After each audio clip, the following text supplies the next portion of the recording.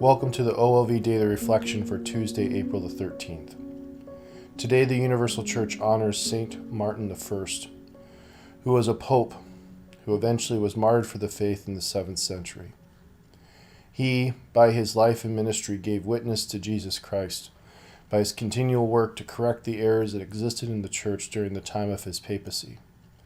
And as a result of these efforts of trying to bring leaders and people back to faith, he would eventually be captured, tortured, and would die as a result of the injuries that he sustained during his torture. So the life and ministry of St. Martin should give us hope and encouragement that as we face any difficulties in our lives because of our faith, that we can endure, and we need to trust that God will provide us the grace and strength to address these challenges.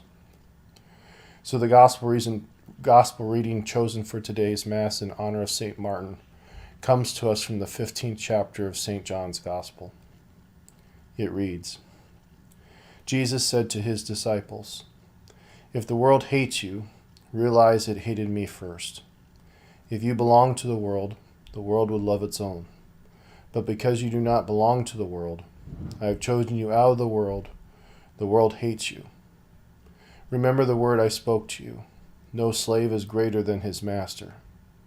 If they persecuted me, they will also persecute you. If they kept my word, they will also keep yours. And they do all these things to you on account of my name, because they do not know the one who sent me."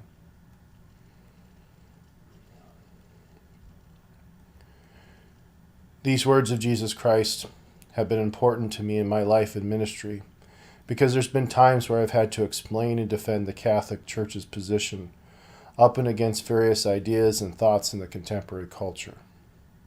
As many of you know, our culture is growing to accept more of a secular vision, or a vision that does not involve any understanding of God.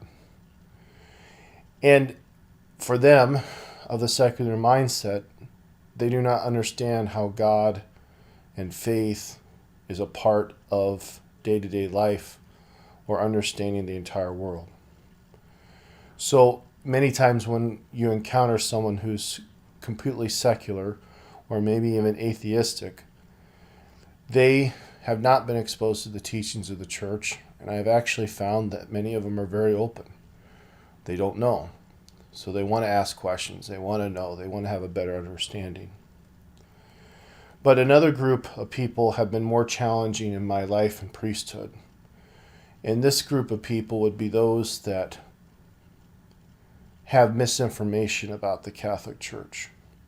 And a lot of the information that they think they know comes from non-Catholics, those who believe that they know more about the Catholic Church than those of us who've devoted our life to learning and teaching and acknowledging the faith. And a lot of this information comes from the internet. So for all the internet's good uses, it also is a place of misinformation where things can be circulated and made even worse because of the misinformation. So these interactions I've had with people who believe they know the position of the Catholic Church, but it's wrong, have been very difficult at times. So as a priest, the teachings of the Catholic Church can be offensive to some people, and I've felt people's hostility towards me, or at the very least the hostility towards the teachings of the Church. But when these moments happen, I just return to this passage of John 15. And also I return to the examples of Martin I and all the other saints who have been martyred as a result of their defense of the Catholic Church. These moments are truly uncomfortable, brothers and sisters, but we also have to know that it's through these moments that we can bring other people to faith, that we can help people better understand where they are called to serve Christ.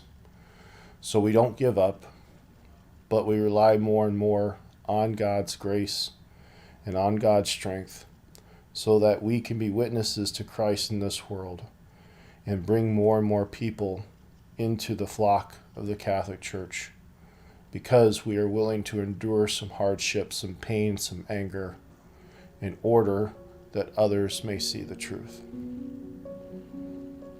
Saint Martin and Our Lady of Victory, pray for us.